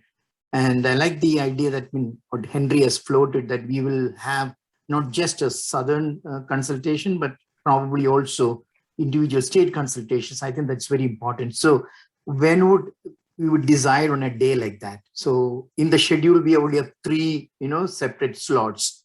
So somebody will have to work the details out. So Varghese is here. So Varghese, I don't know who else is here, whether we can explore the possibility on which day. The second thing I noticed last time, since I was sort of taking the responsibility for the Andhra Telangana region, getting sort of case studies from the ground didn't work out too well. We did have. I thought I did not give sufficient time to get those kind of case studies in the presentation. The process was very well presented, and then the other discussions from our general knowledge. Since all our activists, they knew there were cases and they could report on that. But really getting to get case studies from the ground so that real witnesses were there and they were reporting about what happened to them, we didn't have sufficient time. And I'm afraid this might happen this time as well, because I see November 15th is the first one, or 16th or something. So whether there has been enough time, and if that will not be done properly, how do we sort of make up for that? Maybe the state process could sort of, help us to bring in more real strong case studies. And finally, as Henry said, the viewing was very, very energizing. In fact, we got even our human rights club's children sitting there and listening to what was happening in Geneva. And they were so very excited to see, oh my God, they're sitting in a small village in Rawalpalam and listening to proceedings in Geneva. Our representatives talking there. I think we should go on, definitely do that again. Yeah. Anita, just can I add something here to what Palli is saying? I think, since this is a predominantly Catholic platform, I think this viewing, all our institutions, get their, sisters and fathers, and we have so many schools and colleges. And if we disseminate that kind of this information as to how they can view these processes, it would be very, very an important learning curve for them. The UPR process. Yeah, some basic information can be shared with all, and then let's see how it comes back. I think Varghese has raised his hand. We can continue the chat, but let's take questions as time is ticking off. Yeah, not really a question, just to, as Henry said, as Thomas said, as Palli said, I think it is important that we have this state-wise process seriously taken, because from there, there is a great level of involvement of people from different sectors that are able to come together and get a lot of information that can be gathered from the local individuals who are involved at the grassroots. That is one, and then that adds up to the larger reports that will be prepared. So I think that process that Henry was talking about, we, Palli and in Telangana, we had taken the responsibility the last time of organizing it. And I think that is a very important process that we should think of seriously. Second, the sector-wise report. One thing is that as church organizations, we are involved in very important work on the margins, which, as Henry said, never gets to be seen, especially on these platforms. Now, if JCOR is able to identify, or the others that are involved are able to identify which are those areas which may not be seen as human rights issues, but then are extremely important in terms of protecting the rights of most vulnerable. I think if we are able to list out a number of these areas and facilitate a report, theme-wise, sector-wise. The third, the last meeting also, these things came up. There are a number of us that are involved very strongly with certain sectors. For instance, we are involved very strongly with the housing rights on the one hand and labor issues on the other. Now there are others who are involved very strongly at the grassroots as well as regionally and nationally. These sectors to which we can really either take the lead or contribute, this becomes very important in the course of. And just the last point that I wanted to, there was also somebody already, I think Nashi already said, for the first time, the National Human Rights Commission submitted a midterm report. I happened to be an invitee when the National Human Rights Commission called for that evaluation. And of the 153 recommendations that were, at least 10 to 12 recommendations were quite seriously considered. And the National Human Rights Commission had called people from the respective ministries. And then some of them were followed up by the National Human Rights Commission. For instance, I think it was recommendation 123 that talks about domestic workers. And I had said that this is an issue that needs to be taken up because this is an extremely marginalized sector, and this is something that has to be taken up. And the National Human Rights Commission took the trouble of organizing regional workshops so that more and more people get involved in on the issues of domestic workers, and that has become part of the report. So that how to use that the midterm report of the National Human Rights Commission in the UPR4 process, I think that is also a very important factor. Yeah, so would be happy to be part of whichever processes that are happening, of which you would be will be. Yeah, so thank you. Thank you, Varghese. I have, based on what, like the points that Varghese made and others have also indicated, I have just put a request in the chat box saying all those who would like to be kept posted and want to continue involving, please share your contacts here, because some people in this group might take a lead on thematic areas and some people might want to join. So we would just ensure that there is a flow of information. So as of now, there have been questions on how can we immediately start, and those are not simple questions to answer. I don't know if Inakshi would like to say something, because there are meetings that Inakshi already posted about the meetings that are regionally already scheduled. If we are in the know of other thematic meetings, regional meetings that are coming up, we would certainly share both with WGHR, because that's the space that everybody will be looking at, and also directly with you who have been part of this process to the extent that we know. Yeah, that's just an addition. We can just move on to other questions. Thank you.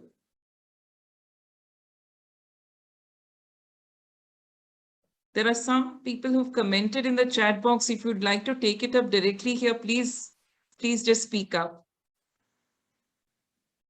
I think we've seen most of the messages. Yeah, there was, I think, just now it's just emails coming in. Yeah, but the other questions, most of them were kind of addressed, but I'm still looking. There was one comment about people on the field are not able to kind of figure out how to add their voices to policy changes, make recommendations. What would be the suggestion for somebody who is not connected to larger processes? How could they join? This was from Reggie in Kerala, who is very active as an advocate with child rights. So I always find that our biggest challenge is to connect the micro to the macro. And people who are at the micro are unable to connect with the macro, and the macro operate in an orbit that is only macro. So this, for me, in the last 2 cycles of UPR that I have been part of, frankly, thanks to Henry and before that Milun, who was the convener, what has been most exciting was the conversation that brought together the micro and the macro. So the micro experiences are distilled, and you can distill them and make the big picture statements, which is only, like I said, in 10 pages. But the big picture statement cannot be made unless the micro experiences are there as evidence to back it. We cannot say there is an onslaught against minorities as a big statement, unless we are able to back it with the reports that are coming from in form of case studies or reports that people can put together, like Brunel, you said, on minorities. Now, that big statement has got the footnotes, which are the evidence. So that is why, Reggie, your work will inform Huck's work, because Huck leads the process of writing the chapter on child rights. You should insist and ensure that you are in touch with them, and if each one of you tell us what subject interests you, we will also tell you who are the people who write the chapter. For example, Access to Justice is written by the CHRI. The chapter on torture is written by Bablu. There are people who lead the process of writing, because writing is a skill and not everybody wants to take it on. If there are people who take it on, it would be very good, but most people only want to come and talk and give their recommendations and go away. Nobody wants to sit and write it up. The process of writing is very, very painful and hard.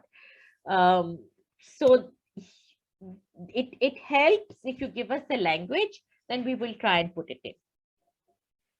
Thank you. Thank you. Very useful. Most of the time, thank you. Thank you.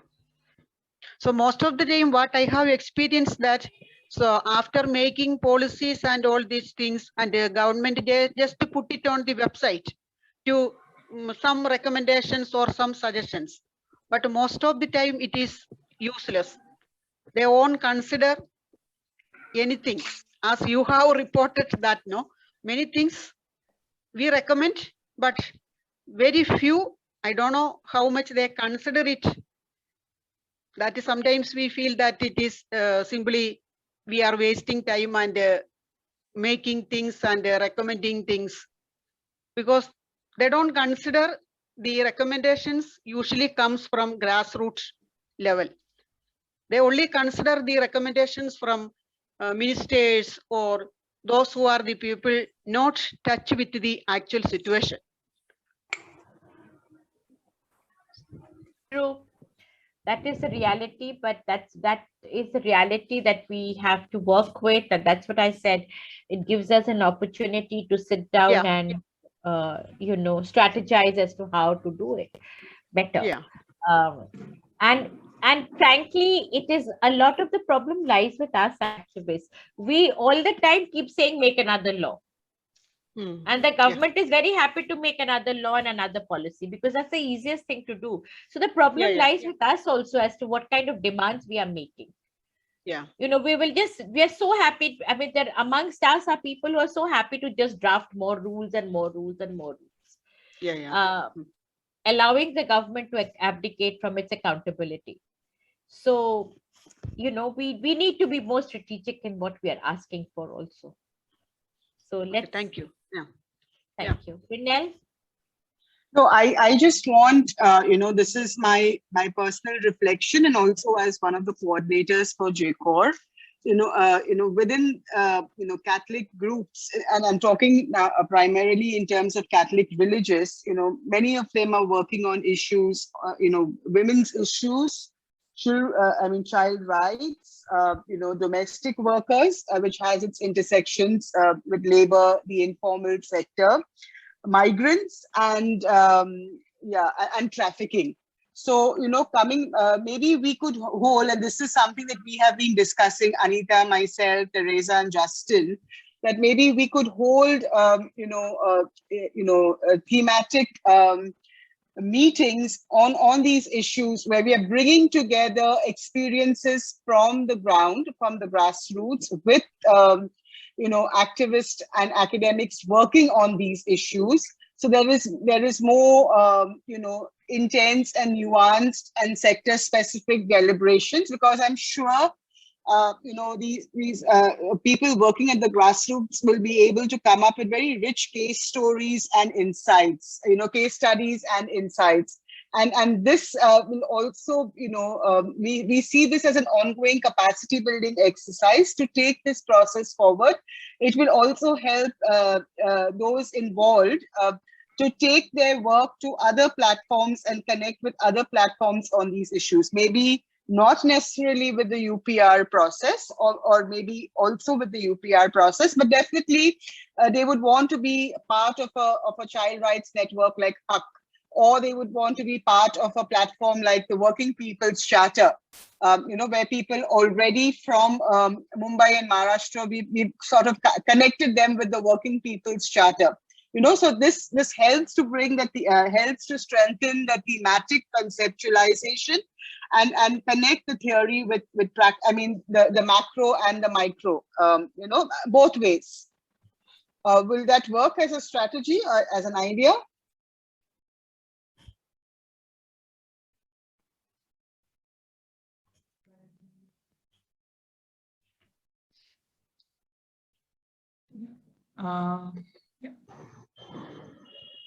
Brynel, comments just to say, in the box are saying, yeah. Please go on, Varghese. Yeah. Brynel, just to say that the Working People's Charter just had its general body meeting, national general body meeting 10 days ago or so, and then the core group is meeting in Bombay from the 26th. I happen to be the organizing secretary of the WPC. So we are not still considered participating in UPR, but this is something that we are going to take up during that. And anyone who is working with workers, it would be most welcome to join the process that will follow up this retreat that we are going to have.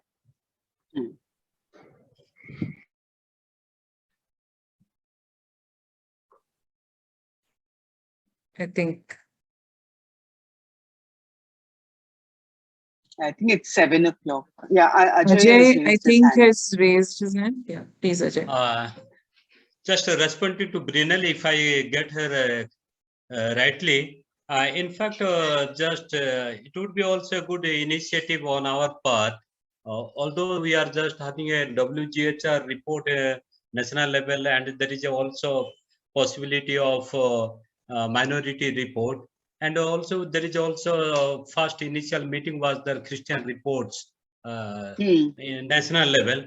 Maybe since JACOR is involved with the Catholics, religious, and many of these are there, a kind of also a report if the religious and those who are involved in the issues, trying to identify what the church, the Catholic Church is getting involved, identify sector-wise those who are working with a child or labor or domestic workers, identify different regions across the region, but with a lead thematic things, and also working on the intersectionality. And we could have also our own report that could be substantial, and it could weave into both Christian report, minority report, even WGHR report, and it could be also unique in its own way, because that could be also a face of a religious and the secular or a priest working and the lay community from the Catholic point of view. Also another initiative that we could think of, because as of now,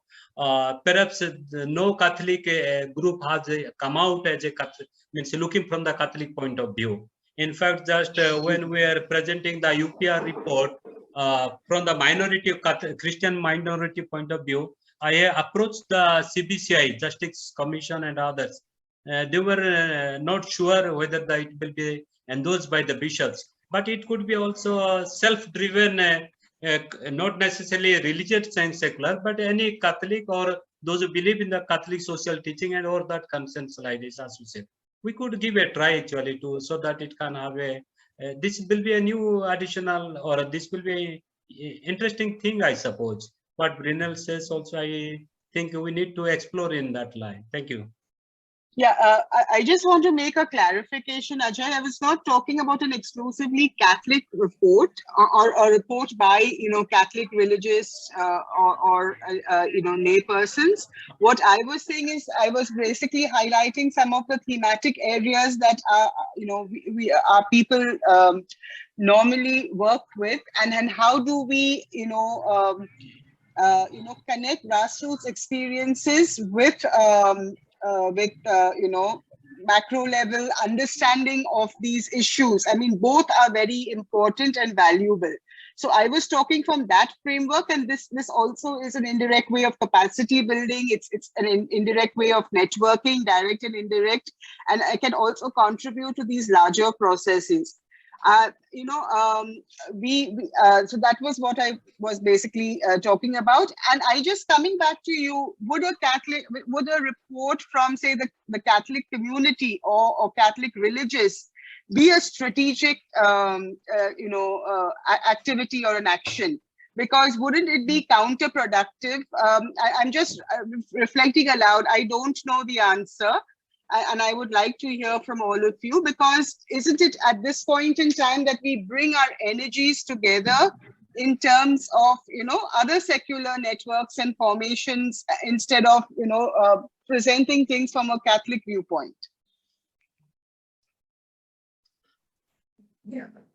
I think my quick response would be that internally it is a good process for reflection. But maybe to bring it out as part of, say, a larger process would need to be nuanced by the politics of the day. And in terms of the UPR, it would be nice to, in my opinion at least, it would be nice to collaborate with a much broader forum of people and interests from the perspective of vulnerable and minority communities. That's my personal opinion. And the other idea was the hierarchy of the formal church is very different from, say, JCOR or the Lawyers Collective or Forum for Justice. So the credibility of involving in such discussions is there from the kind of engagement we have, but representation may not be our strong point. It's not to say that we shouldn't have these processes, but I see them in context here. Yeah, Palli has something to say. Yeah, I got Ajay. I see the. Inakshi wanted to leave. Palli, just a minute. Inakshi wanted to leave, and what I would do is keep her contact. If there are any further questions, we'll share it with her. And Inakshi, thank you so much. We wouldn't want to keep you. Yeah, later. I thought it's been really nice. I thought you people were doing your internal meeting, so it fits. No. Thank you very much. Thank you very much. Thank you very much for having me and having this conversation. And I'm available to you. Any one of you, just pick up the phone and you can talk to me. Thank you. Thank you so much. Bye-bye. All the best. Palli, thanks. Palli, the floor is yours. Yeah, please go on. Ajay, I see the point of what you raised. So, but probably like Brynel and what Anita was saying, and the strength that we can bring in participating in the whole process and later on endorsing a standalone report from the Catholics. I'm also not very comfortable with that idea, but we can bring in all the activities and our experience into all the processes, particularly trying to get the regional processes going. So that's something that I think of.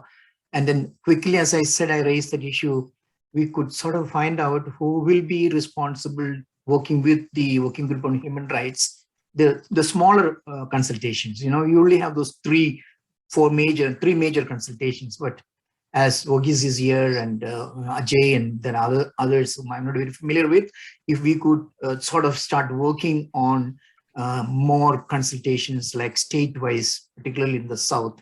So we'll have to take a decision who will lead it in consultation with the Working Group on Human Rights, and then make sure in those process, as many of our congregations, those who are active in the field, take part. I remember last time when we had, there was a report which went from one of the congregations, but unfortunately in the process that we are having with the civil society, they were absent. Either they did not know or they thought maybe it's a different way of doing it. So not to avoid, but to bring everybody on board, this would be an important moment to take some decisions on that. And I have to rush out. You see, I'm in my clerical habit now, to rush out.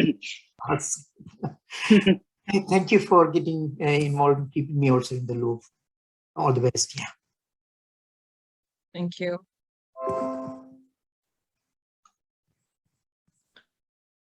Yeah. What I have done is I have just copied all the comments, all the contacts on the chat, and we hope to keep in touch. If there are any closing quick remarks by everyone, please, we can continue for another 5 minutes and maybe close this meeting and hopefully have follow-up conversations. Actually, just what I would like to say, which what just maybe people, basically just when we speak from the regional point of view, geography point of view, from sectoral point of view, there is also a issue of uniting internally. So you may not use the word Catholic, you may call it with a different, but at least you need to have also means some consensus among the community on certain major issues. So that could be also means considered as this. You see, basically now I am involved in 10 process UPR process. So that doesn't mean that I will be only obliged. What I mean to say means basically whether sector-wise, thematic-wise, and also minority point of wise, from different perspective, we are giving to articulate our concerns and issues. So that there is it doesn't mean that we are becoming ghettos. It only means that there is a more consensus and synergy and coming together. So there is more unanimity on certain particular things, on anything like that. That was my point of view. Yeah. Thank you. Ajay, I just want to know, so will this work like, we are on certain thematic areas which we collectively own, identify and own?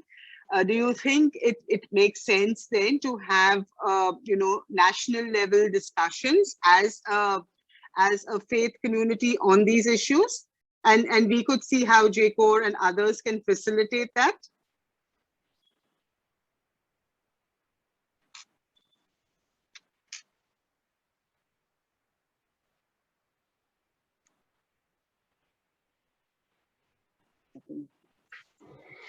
I think, can I come in? Yeah. I think what is important is that more of the church get involved in this process, which means this good news that need to go out and say this is a possibility, why don't you be a part of it? So for that process, I think what is happening here is important. Now, Anita has already contacted a forum. There is the lawyers collective, the Christian Lawyers Collective is there. There are other organizations that are more or less in line with the objectives of the UPR. So I think it is very important to get such people involved. And as an internal process, as Anita already said, I think a certain mobilization for the participation in the UPR becomes very crucial, so that our viewpoint, our perceptions go across in the reports.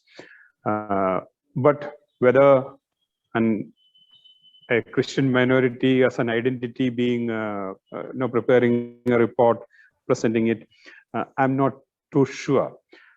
One way to assert the identity of a group, and then becomes a point of discussion at a larger level. But then what would be its political consequences? This is something I think we need to seriously think about. So perhaps that needs a little more of discernment, discussion, and deliberation.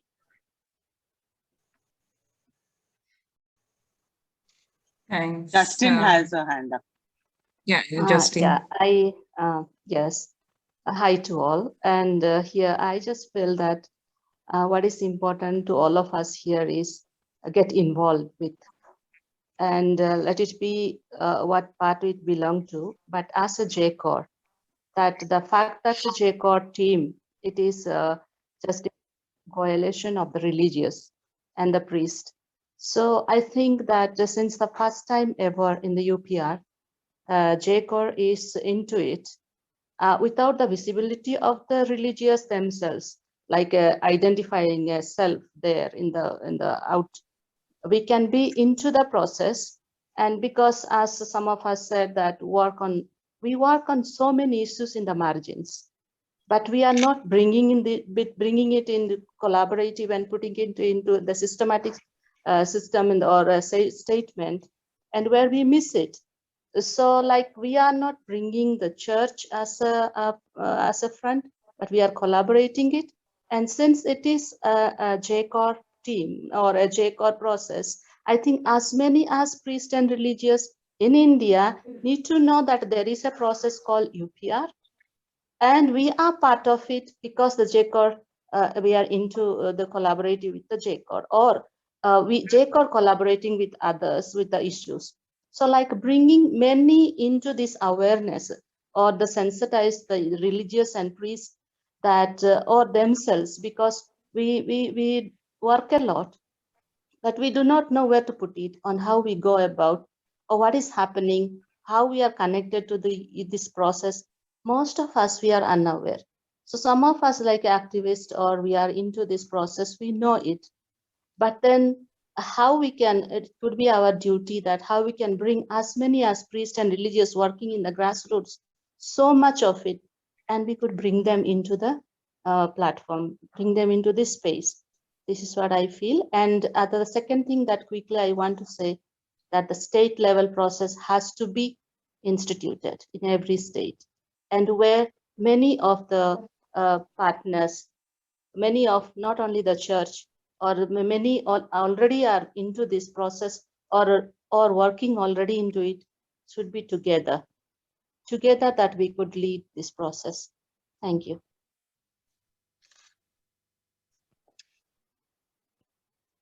Thanks, Justine. I just have one suggestion to make of, Varghese and Francis. Francis is no longer here. Varghese, this is to you and Meena Menon.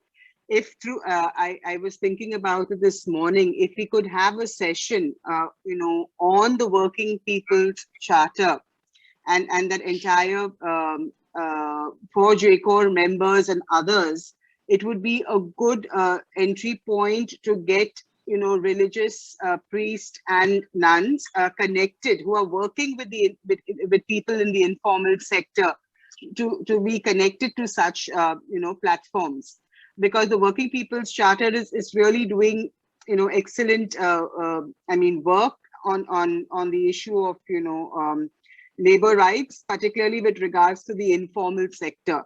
And also to get the bishops involved, because I have been trying that in Bombay, and there is some interest but not too much of action. But it would be a very good thing, especially since through this formal process we could get all of them to start even registering workers on the eShram portal. I mean, these are very concrete steps, I shared in an email today that Catherine and all of them have already begun that process, once they got connected with the Working People's Charter in Maharashtra at the meeting in Bombay, and they have already begun, because otherwise, we work in silos and we are not really very well connected to government schemes and programs and policies.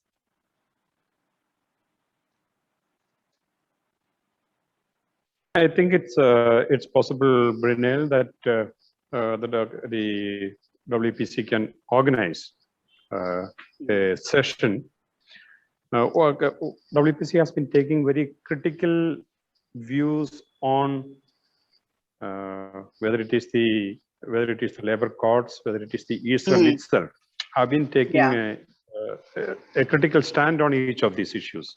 And that is, I think, in other words, we don't just buy the government policies, but then we have a view on it. So that is something that can be brought to the larger platform, especially when this, I mean, when we're talking about a session of capacity building, it's with all of these complexities and nuances. Okay, it's not a buy-in of government schemes and programs, but this is an important way of starting these conversations and also, building perspectives. Sure. I think like those kind of thematic areas, can be capacity building at all times. It need not be kind of limited or pressurized by the UPR process right now, but it will be really good for that kind of an exposure. We are having like two conflicting, I think, not conflicting, but parallel positions. One to come together as a Catholic community and address issues, and one is to kind of keep it open and kind of engage. So I think those are things that are nuanced considerations, and we will have to kind of explore our way as we work alongside. And some of these can be, it's not an either or situation. So let's just keep an open mind and see what works best. That's where I feel we can, that's what we can commit right now, rather than saying that we can do it this way or that way. But yeah. And another interest that seems to be there is of addressing thematic areas. Just to close, I'm just trying to address points in the chat. So what I said earlier, I would just repeat that all of you have put your contacts and it's there in the registration. Also, what we would do is keep in touch with you with every information we have on thematic consultations that are going on, both by the national team and by other groups. And if you are leading or part of any process, please inform us so that we can share it with the larger group. So that's one thing that we can continue to do. And if there is a demand for a general capacity building like we had today, we could have other sessions which can open up to more people who are showing interest. Yeah. That's my closing remark, and I would just let it be there. Brunel, Teresa, Justine, anything more, please? No, I just want to comment on what, respond to what Vanita has said in her email. So Vanita, when there's a next meeting of the major superiors, we could factor a presentation, another one by JCOR. Yeah. I just wanted to say, I'm just in here, I just wanted to say that bishops and major superiors, you have to remember that this is a church. And it's very difficult for these people, according to my experience, to bring into the fold. And there are many such leaders, those who are not, I think they know it, but they are not so interested on this. But we have to do something, and because it's a hierarchical church.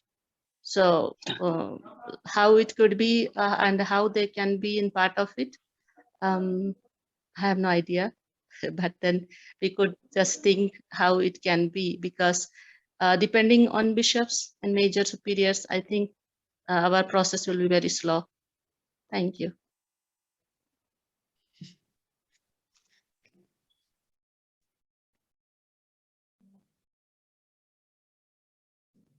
I think we have no more questions, comments. We're kind of grounded with Justine's comments, so we have a hard way ahead. But let's see. I feel there's a lot of synergy also that has been expressed. So hopefully we'll be more engaged.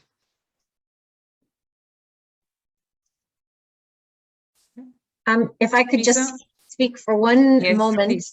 because I want to just greet everyone kind of from the UN-based community of religious, just to say I've been following along actively and with excitement, listening to all of your interest and questions about this process, and just to say that the team of representatives of religious congregations who are present here in New York at UN headquarters.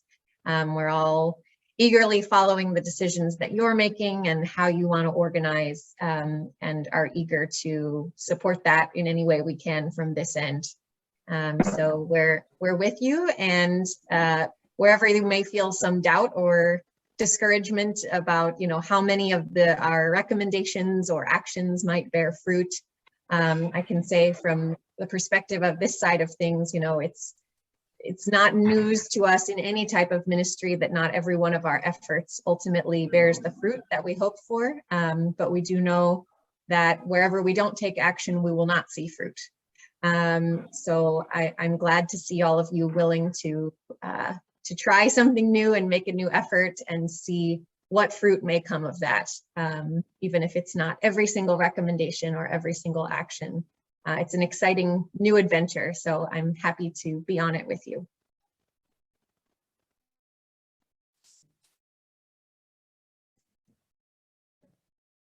Okay. Thanks, Teresa. Feels good to feel connected, in different ways, from interest, spiritually, and in a very practical way too. Yeah. Shall we close then? I think people are anyway leaving, and it's time. We can just say hi to each other if we want to put on our videos, but otherwise the meeting is closed.